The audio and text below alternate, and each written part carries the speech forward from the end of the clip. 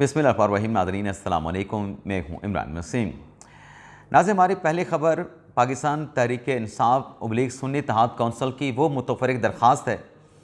जो आज मखसूस नशिस्तों के केस में सुप्रीम कोर्ट ऑफ पाकिस्तान में दायर की गई है। सबसे पहले इस दरख्वास्त के जो मंदरजात हैं और इस दरख्वास्त में जो आइनी बेंच के ऊपर एतराज़ात उठाए गए हैं, और इस दरख्वास्त में justice Mansoor Ali Shah, justice Munib Akhtar, justice Athar Minallah को 13 रुकनी बेंच में शामिल करने के लिए जो जवाज़ जो बुनियाद बनाई गई है सुन्नी इत्तेहाद कौंसिल / पाकिस्तान तहरीक इंसाफ की जानिब से, सबसे पहले तो इस खबर की डिटेल आपके साथ हम शेयर करेंगे। दूसरी खबर, फवाद चौधरी का केस, लेकिन बानी तहरीक इंसाफ इमरान खान निशाने पे आ गए। फिर इस खबर की डिटेल आपके साथ हम शेयर करेंगे। कुछ और भी अदालती अहम खबरें हैं, उनकी तफसीलात भी आगे चल के आप नाज़रीन की खिदमत में पेश करेंगे। लेकिन व्लॉग का आगाज़ करने से पहले आप देखने वालों से चैनल सब्सक्रिप्शन की दरख्वास्त करेंगे कि चैनल को सब्सक्राइब कर लें, बेल आइकॉन का बटन प्रेस करें। वीडियो पसंद आए तो इसे लाइक और शेयर ज़रूर कीजिएगा। नाज़रीन, सुन्नी इत्तेहाद कौंसिल के वकील फैसल सिद्दीकी, उनकी तरफ से आज सिर्फ एक ही मुतफ़र्रिक़ दरख्वास्त जो है वो अदालत में सुप्रीम कोर्ट में फ़ाइल की गई है,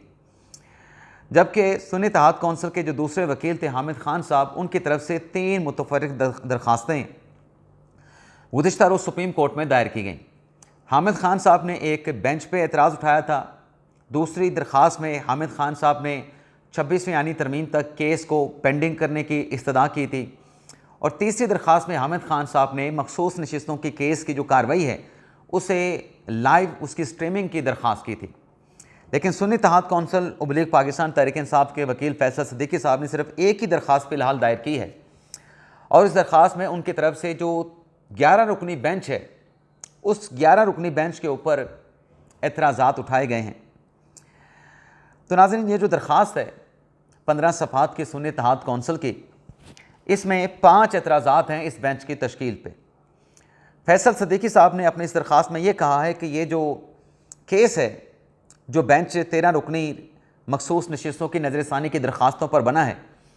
ये बेंच आइनी कमेटी नहीं बना सकती थी।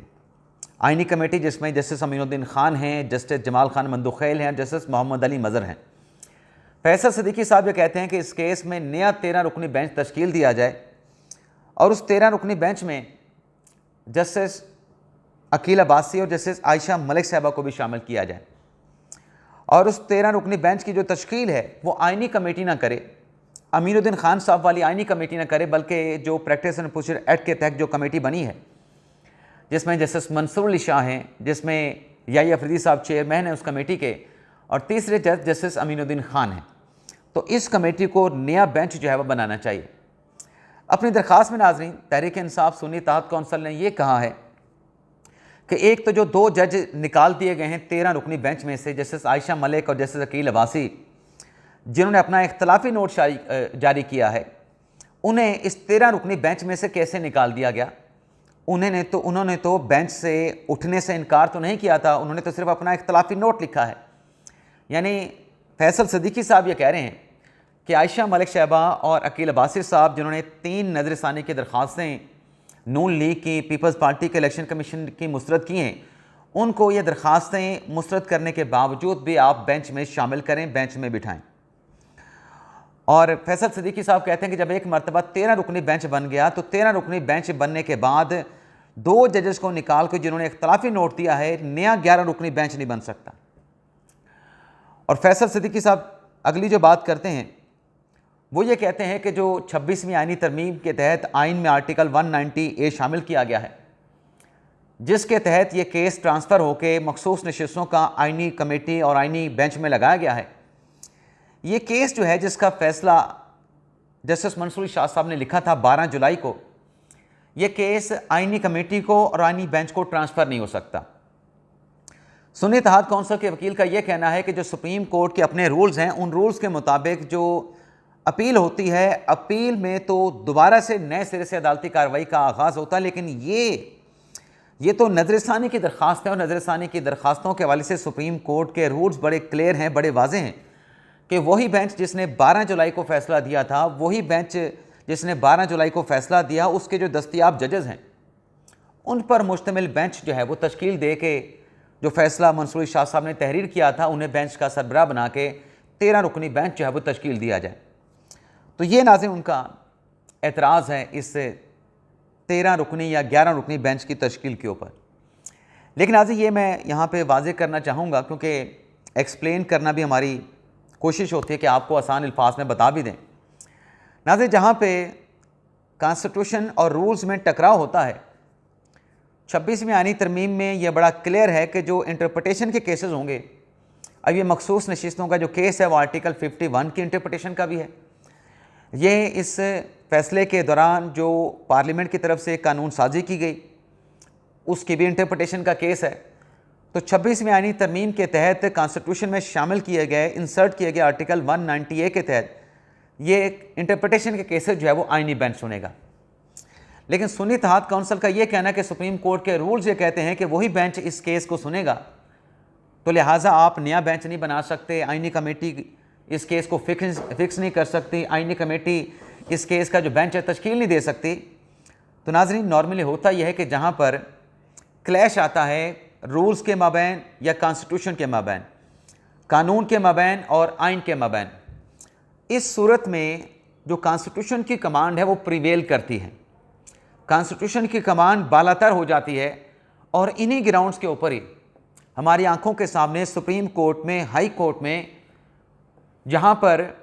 किसी कानून को, किसी कानून के नीचे बनाए गए रूल्स को कॉन्स्टिट्यूशन के टचस्टोन पे चैलेंज किया जाता है, तो वो रूल्स का लदम करार पाता है, वो कानून का सेक्शन का लदम करार पाता है, कॉन्स्टिट्यूशन का आर्टिकल का लदम करार नहीं पाता। ऐसा नहीं हो सकता कि आइन का आर्टिकल आप कलदम करार दे के कानून और या बनाए गए जो रूल्स हैं उसका कोई रूल आप बरकरार रखें। लेकिन बहरहाल आज ये दरख्वास्त जो है वो फैसल सदीकी साहब ने दायर की है और पीर के रोज़ आईनी बेंच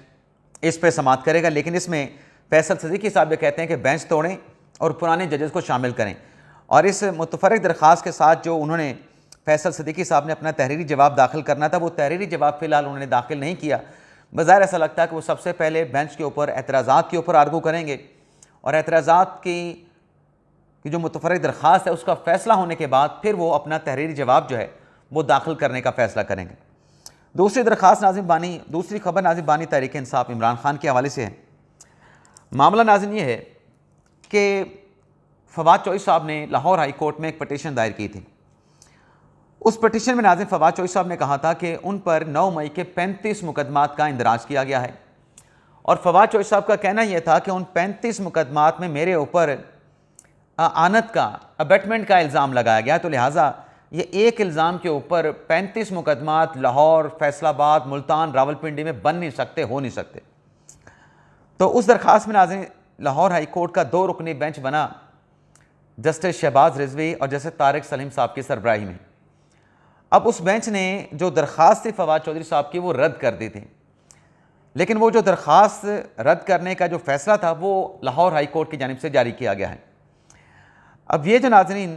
8 सफ़ात का फ़ैसला है लाहौर हाई कोर्ट का, इस फैसले में क्या लिखा गया है? इसमें फ़ैसले में इमरान खान साहब की बात की गई है। इमरान खान साहब निशाने पे आ गए। इस फैसले में कहा गया है कि जो दरख्वास्त में फवाद चौधरी साहब ने कहा कि 9 मई के बाद बहुत सारे वाक़यात हुए, तो अदालत ये कह रही है कि 9 मई को जब इमरान खान साहब की गिरफ़्तारी हुई, उस गिरफ़्तारी के बाद जो एहतजाज हुआ, जो पुरतशद्दुद वाक़यात हुए, उन पुरतशद्दुद वाक़यात में मिलिट्री जो तनसीबात हैं उनको पंजाब में टारगेट किया गया। अदालत ने अपने फ़ैसले में कहा कि इन पुरतशद्दुद वाक़यात पर पंजाब भर में 9 मई के इस इंसिडेंट पर पुलिस की जानिब से मुतअद्दिद कई मुकदमात कई शहरों में जो है वो दर्ज किए गए। अदालत ये कहती है कि जहाँ पे इल्ज़ाम लगे इस नौयत का जिसकी बात फवाद चौधरी साहब कर रहे हैं, उसमें उन केसेस को क्लब नहीं किया जा सकता। ये लाहौर हाई कोर्ट ने डिक्लेयर किया। लेकिन इस केस में लाहौर हाई कोर्ट ने यह भी कहा कि बानी तहरीक इंसाफ इमरान खान जो हैं, जब वो पाकिस्तान के वज़ीर आज़म बने 2018 में और फिर जब उनके ख़िलाफ़ अप्रैल 2022 में अदम एतमाद की तहरीक आई और अदम एतमाद की तहरीक इमरान खान के ख़िलाफ़ जब कामयाब हो जाती है, तो अदम एतमाद की तहरीक कामयाब होने के नतीजे में इमरान खान साहब ओहदे से हटाए जाते हैं, ओहदे से हट जाते हैं। तो उसके बाद इमरान खान और उनकी जमात पाकिस्तान तहरीक इंसाफ जो है एक मुज़ाहमत का आगाज़ करते हैं। एक मुज़ाहमती तहरीक का इमरान खान और तहरीक इंसाफ की जानिब से आगाज़ किया जाता है और अदालत अपने फ़ैसले में आगे ये लिखती है कि ये जो इमरान खान ने और उनकी पार्टी ने मुल्क भर में मुज़ाहमत की जो एक तहरीक शुरू की, इस तहरीक ने मुल्क को गहरे बहरान में मुब्तला कर दिया। यानी इमरान खान साहब की एहतजाजी तहरीक 9 मई को इमरान खान साहब की गिरफ़्तारी के बाद 9 मई के मुकदमात और 9 मई से पहले जो खान साहब के ख़िलाफ़ अदम एतमाद की तहरीक कामयाब हुई, उसमें मुल्क को गहरे बहरान में जो है इमरान खान साहब और इमरान खान साहब की पार्टी ने जो है वो धकेल दिया है। ये फ़ैसला लाहौर हाई कोर्ट ने दिया है और ये फ़ैसला लाहौर हाई कोर्ट ने फवाद चौधरी की दरख्वास्त पे दिया है। अब ये जो फ़ैसला है, फवाद चौधरी साहब जो हैं वो सुप्रीम कोर्ट में आज चैलेंज करने जा रहे हैं और सुप्रीम कोर्ट का गालिबन जो 3 रुकनी बेंच है, जिसमें जस्टिस हाशिम काकड़ साहब हैं, जस्टिस इश्तियाक इब्राहिम साहब हैं और जस्टिस बाकर नजवी साहब हैं, जब मंगल के रोज़ फवाद चौधरी साहब की दूसरी जो अपील है लाहौर हाई कोर्ट के फ़ैसले के ख़िलाफ़, उस पर समाअत करेगा, तो फवाद चौधरी और फैसल चौधरी ये जो अपील जो आज सुप्रीम कोर्ट में दायर की जाएगी, जिसमें इमरान खान को मुल्क को गहरे बहरान में मुब्तला करने का मुर्तकब करार दिया गया है, इमरान खान और तहरीक इंसाफ को, इस अपील को भी फवाद चौधरी साहब दरख्वास्त करेंगे कि हमारी उसी अपील के साथ क्लब करके सुना जाए। तो ये नाज़रीन इमरान खान साहब के लिए एक और, आप यूँ समझें कि शिकंजा तंग हुआ है, एक और अदालती फ़ैसला उनके ख़िलाफ़ आया है। अब ये नाज़रीन 9 मई का मामला है, इस पर आपके साथ एक और ख़बर भी शेयर कर लें कि मिलिट्री कोर्ट से जिन लोगों को सज़ाएँ हुई, ख़ास तौर पे जिनका ताल्लुक़ खैबर पख्तूनख्वा से था, उन्होंने अपने वकला के ज़रिए रिहाई के लिए पेशावर हाई कोर्ट से रिजू किया था। अब वो हैं तो मिलिट्री कोर्ट से सज़ा पाने के बाद जेलों में मौजूद हैं, सिविल कस्टडी में हैं, लेकिन उनकी तरफ से कहा गया कि जो सज़ाएँ हमें मिलिट्री कोर्ट से हुई हैं, मुजरमान ने कहा 9 मई के कि हमें जो पाकिस्तान का जो क्रिमिनल कोड प्रोसीजर है, उसके तहत सेक्शन 382B का जो एक रिलीफ होता है, जो रियायत होती है, वो हमें एक्सटेंड नहीं की गई। हमें सेक्शन 342 का रिलीफ दिया जाए और हमें जो हमें सज़ा दी गई है, उस सज़ा को ख़त्म करके हमें रिहा किया जाए। अब ये सेक्शन 342 का रिलीफ मांगने के लिए वो क्या गए थे? सेक्शन 342 ये कहता है कि जब अदालत की जानिब से सज़ा सुनाई जाती है, तो सज़ा सुनाने से पहले जितना अरसा मुल्ज़मान ने जेल में गुजारा है, गिरफ़्तारी में गुजारा है, उसको भी सज़ा में काउंट किया जाए। लेकिन पेशावर हाई कोर्ट ने 9 मई के मुजरमान के इस इस्तदा को एक्सेप्ट नहीं किया। क्यों नहीं किया? क्योंकि सरकार के वकील का यह कहना था कि 9 मई के इन मुजरमान को जो सज़ाएँ हुई हैं, वो स्पेशल कानून के तहत हुई हैं, वो आर्मी एक्ट के तहत हुई हैं, और आर्मी एक्ट के तहत जो सज़ा सुनाई जाती है, उस सज़ा का आगाज़ तब से होता है जब जो मुजरम है उसका केस कंक्लूड होने के बाद उसके फ़ैसले पे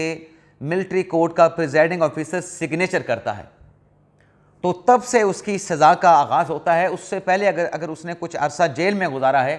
तो वो उसकी सज़ा, गुजरी गई सज़ा के अरसे में काउंट नहीं होगा। तो पेशावर हाई कोर्ट ने मिलिट्री एक्ट का जायज़ा लेने के बाद और जो क्रिमिनल प्रोसीजर एक्ट है, जो कोड है, उसका जायज़ा लेने के बाद सरकार के वकील के जो दलाइल थे उसके साथ इत्मीनान करते हुए 9 मई के मुल्ज़मान के रिहाई की जो दरख्वास्त थी, सेक्शन 342B का जो रिलीफ मांगा गया था, उन दरख्वास्तों को खारिज कर दिया है। इसके साथ साथ नाज़रीन एक और भी अहम ख़बर है इस्लामाबाद हाई कोर्ट के हवाले से, लेकिन चलें उस खबर को नेक्स्ट वीडियो लॉग के लिए रख लेते हैं। इस प्रोग्राम को यहीं पे इख्तिताम करते हैं, आपसे इजाज़त चाहते हैं और उम्मीद है कि आज का हमारा ये प्रोग्राम जो है वो आपको ज़रूर पसंद आया होगा। आपसे इजाज़त चाहते हैं। अल्लाह ताला हम सब का हामी नासिर हो। अपनी दुआ में याद रखिएगा। अल्लाह हाफ़िज़।